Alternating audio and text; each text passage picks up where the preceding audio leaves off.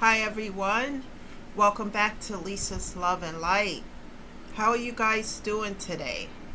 Happy Friday night, guys. Oh boy, it's been a crazy day. Now I get to sit down, rest, and talk to you guys, and yeah. So it's been one crazy week. So I'm glad I'm here. I'm showing up. I am tired, but I'm here. It's important because we need to keep this going. Because what I feel just before I get on here is that someone, someplace, or a few people who are listening, they need to hear these messages because they need to know that they don't have to stay in a place of feeling depressed and anxious, a lot of anxiety or depression or grief or pain. That you don't have to succumb to it. There's ways that you can overcome. So I keep showing up here. More and more people are connecting here, which is a good thing. Men are welcome here too because they feel the same thing, just because they're men, they go through loss, grief, pain, trauma, etc. So you all are welcome here. And thank you for the comments. Thank you for being here, guys. Remember, self-care is so important on a daily basis. That's what I'm going to do when I get off of here. Just relax and music, new flowers, guys. I like different ones. Different ways to self-care. Make sure you're doing it daily. And invite others to show up here because like right now I can't commit to a time. In the future I'm going to try to change that around a little bit. But for now, I just can't be here at a specific time. But please subscribe to the channel. And then that way you can show up and be here.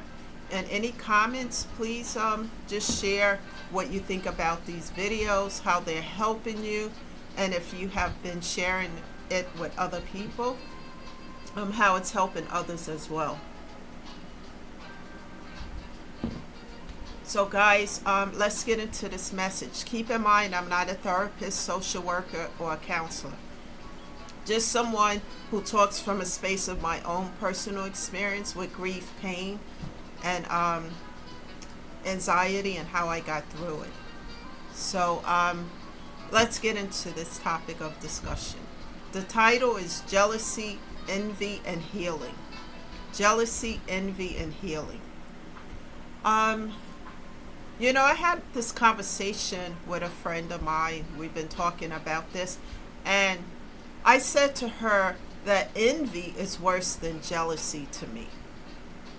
And I'm just looking at this from my own perspective, my personal perspective of it, and what I've gone through when it comes to jealousy. People are jealous of things, Jealousy is an emotion just like envy, but envy takes it a step further.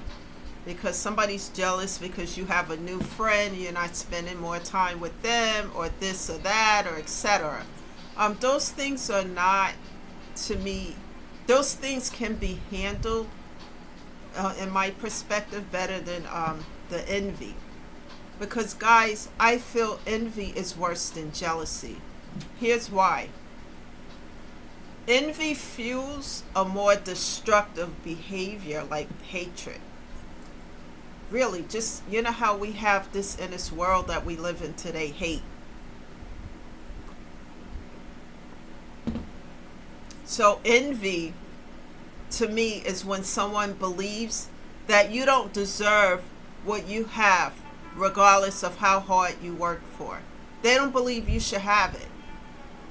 Regardless of your qualifications, experience, or credentials. They do not care about any of this. I have some notes here, guys. It can be anyone else as long as it's not you.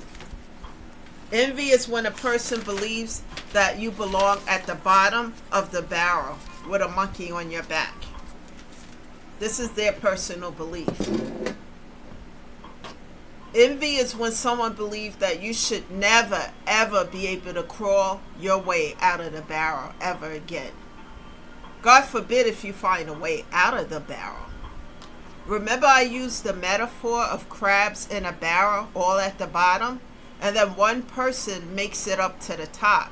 And all the crabs come up and grab that person all the way back down to the bottom with them. You know why? Because misery loves company. It doesn't want to be down there at the bottom by itself. God forbid if you should find a way out of the barrel. Forget about just climbing up to the top, but you find your way out of the barrel. How? When? Where? What? You found your way out of the barrel? What? People want to see, not everyone, but people who are miserable and who have nothing but misery in their life do not want to see certain other people have anything. You could be a good person with a good heart out there helping other people, working from everything from the ground up. Let's say you have a business or a platform or whatever it is that you have. You build it from the ground up, brick by brick, and you did all the work to get from A to B to C to D. But envy is, to me, when somebody don't think that you should have it. They think they should have it. They don't want to put in the work. But it doesn't matter if you put in the work or not. They just feel you should never have it. You should always stay at the bottom of the barrel, just like the other crabs. Guys, I had this experience before I really started to heal, and I was attracting people like this in my life, especially relationships. And the one that I'm thinking of now is the one that lasted just about 10 years. This is how this person felt about me. I was never on an equal level. No matter what I did, even when I went to college, and just, this way of thinking. And not just with personal relationships, but personal friendships, etc. When you have people like this around you, and it doesn't have to be what I just said. It could be people you share DNA with, family, who's supposed to have your back and be there. Could be situations where you work, where you live, whatever it is. Some people who envy don't want to see you win. They don't want to see you have anything. No matter if you're a good person, you work hard, you put in the work, they don't care about any of that. Sometimes, for me, in that case, setting boundaries was not enough. What I had to do, because when I got in on this journey to heal, and these so-called people that I'm referencing saw that, they didn't want to see me heal. They wanted to see me broken down at the bottom of the barrel with a monkey on my back. And when I say the metaphor of a monkey, pain, pain that I can't heal from, that kind of stuff is what these so-called people wanted to see. So that's why I talk about 2020, 2021, 2, and 3, because these people would not stop.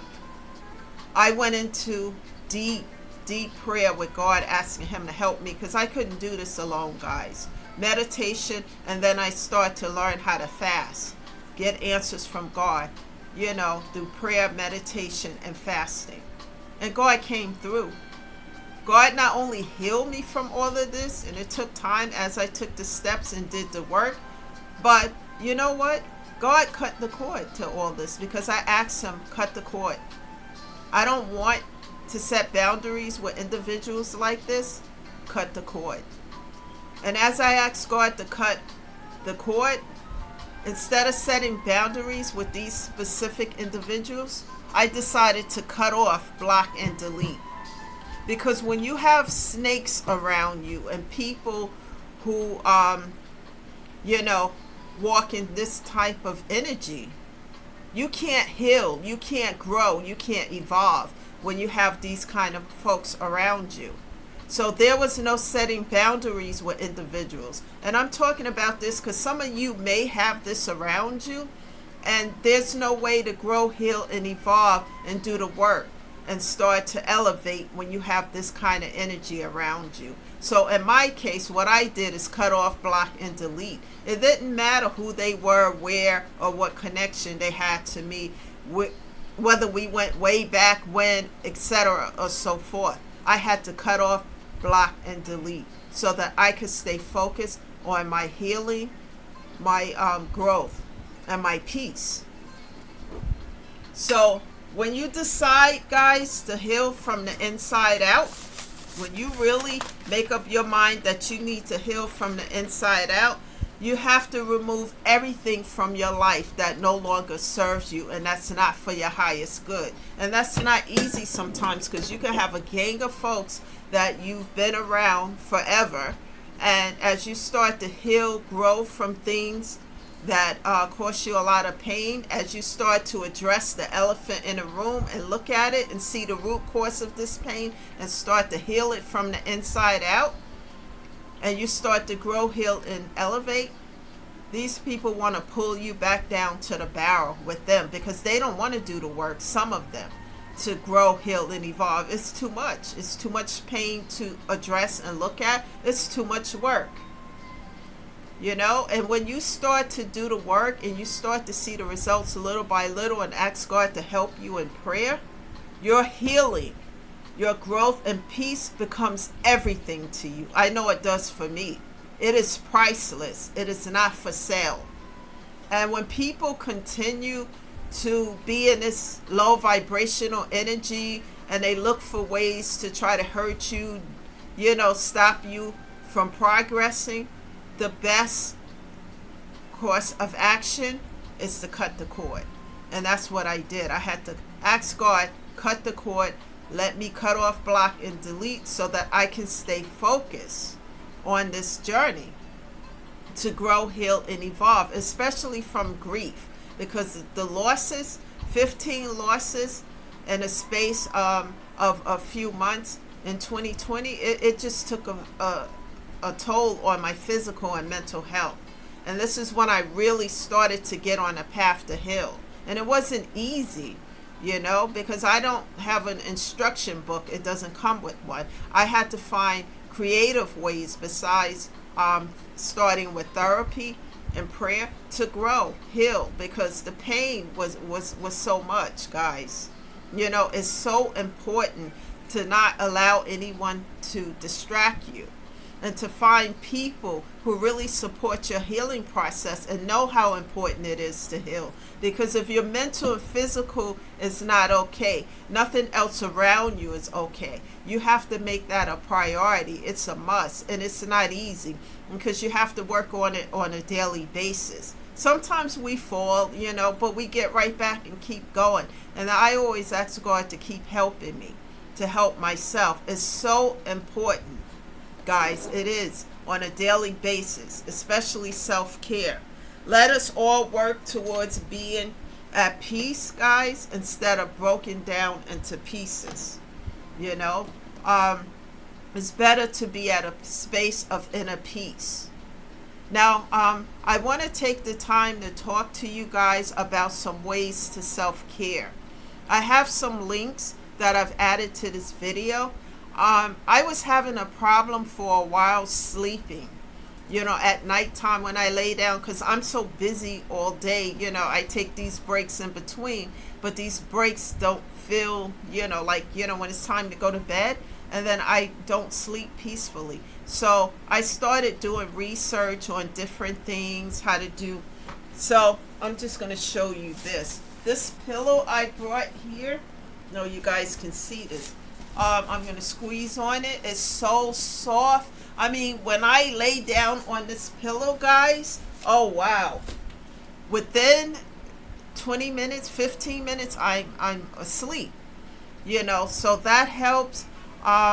Little things like bracelets, anxiety bracelets, find things that help. Scented candles. make an atmosphere of comfortability. Like I have music going, flowers, these things help. And also, I'm drinking chamomile tea. Chamomile tea before I go to bed. It calms my nerves, because I'm jumping around here and there, going there, doing this all day, meeting with people, etc. Right? So I have to calm down at night when I come in. So chamomile tea, right? And sometimes I may have two, depending on my day. It helps to calm your system. Any anxiety or whatever. These are ways that I self-care. So I'm sharing it with those who may be going through some grief, anxiety. Take care of yourself. Self-care is important. Bubble baths, with music, scented candles, certain things that's going to help you calm your mental and physical health, because life is hard, guys, especially today with everything that's going on. And also, I wanted to say to you guys, don't take in so much of the news. I understand that we need to know what's going on in the world because, I take in about 5 or 10 minutes of it, and after that, I'm off to something else because I know it's going to, if I continue to watch all the stuff, negative stuff, it just affects your mood. You could be high vibing and then you watch all this stuff and then you just feel so, like sad or something afterward. So I don't take in a lot of it. So do things that uplift your spirit. And puzzles help as well to keep your mind stimulated and busy. Do things that help. If you have a pet, spend time with your pet. If you play an instrument like a piano, all these things help your mental and physical health. Regardless of what it is, make sure that you're taking 2 hours a day to self-care, to do what makes you happy, that uplift your spirit. These things are, believe it or not, is self-care. It's helping you, and they have, which I have a link to, weighted blankets. These things, help to ease your anxiety, So take a look at these links, guys. When you have time, go look at them because I have a little description next to it as well. And see if some of these things, items that are listed, will be for you to help you if anybody's going through anxiety or anything. Nothing is promised about how it's going to help you, but try these things out and see what works for you.